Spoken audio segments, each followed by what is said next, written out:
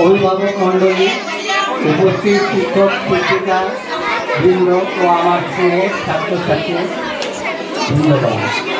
আমি ঠিক উপরে করতে পারছি না, তবে আমি ওরা 1920 সালে 11/12 তারিখে আমি স্কুল খুলেছিলাম। এইটা প্রথম পাগলা বাবা আশ্রমে।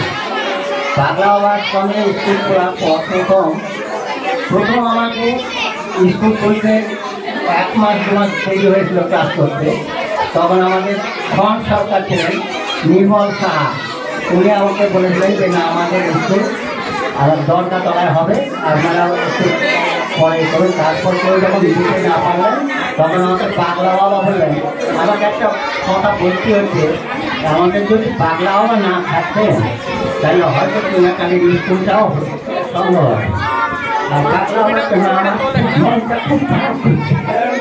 আমাকে স্কুলে প্রতিষ্ঠা করেছেন এবং স্কুলের জায়গা দিয়ে আমাকে করেছে। পাগলা বাবার জন্য আমার মন খুব খারাপ করছে।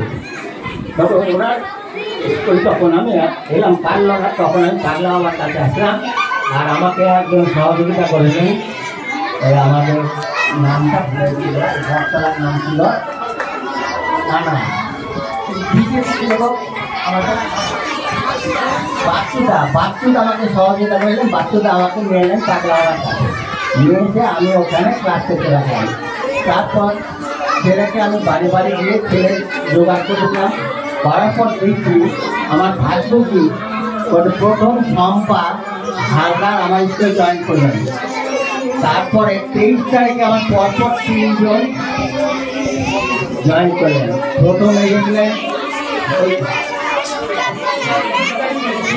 দীপালি এসেছেন, তারপর আমাদের মানুষকে যিনি আজকাল রিটায়ার করছেন উনি এসেছেন। তারপরে করলেন শহরই।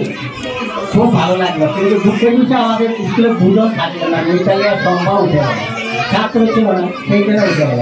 কিন্তু আমাদের ওই পাগলা বাবা না থাকলে সত্যি আমাদের এখানে স্কুলটা আমার খুব অসুবিধা। কিন্তু পাগলা বাবা আমাদের মধ্যে নেই, কিন্তু না থাকলেও আমাদের আসলে সবসময় পাগলা বাবা থাকবেন। কিন্তু আমাদের স্কুলের একটা কি প্রথম থেকে আমাদের কি ছিল, তারপরে কিন্তু আসছিল। কিন্তু আসাটা আমাদের সব স্কুলের মধ্যে আমাদের মানুষের ছিল আমাদেরকে প্রশাসনের বিভাগে।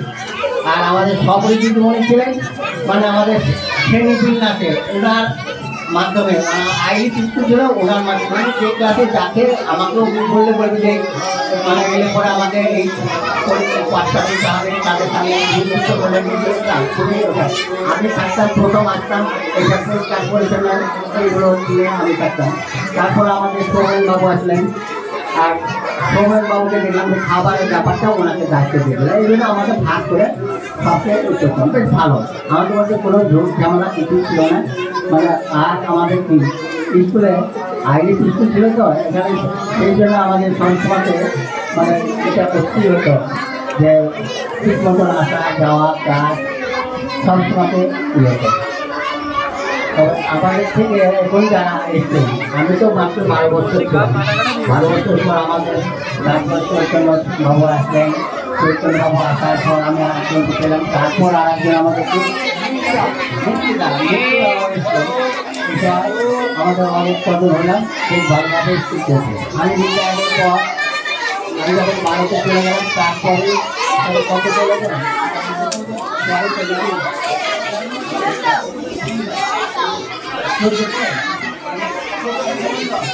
তোমরা ভালোভাবে পড়াশোনা করো এবং তোমাদের আশীর্বাদ থেকে আমাদের সকলের আশীর্বাদ থাকে তোমাদের প্রতি। আমার আশীর্বাদ থেকে তোমাদের ভালো মানুষের মতো মানুষ হোক এবং ভালোভাবে লেখাপড়া করে, এইগুলো আমি আমার বক্তব্য শেষ করব।